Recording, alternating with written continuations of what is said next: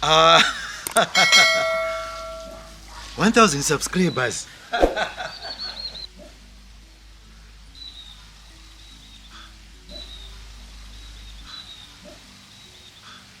Ko unomanyirei?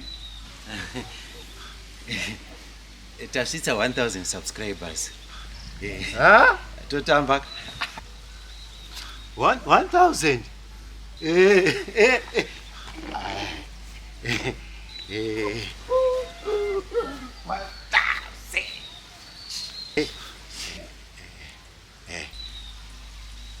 Uya pano. Uya. 1,000 chi? Huh? Nopenga erewo.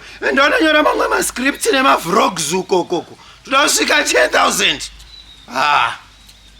Naimi. Pane zvandakanganisa. Fara 1,000 chete. Huh? Is it normal? Huh? Ari kutaura zve 1,000 sida kusika kuma 1,000. 1,000 chi 10 cha 1,000. Huh? Iwo taura zve 1,000. It's not normal, man.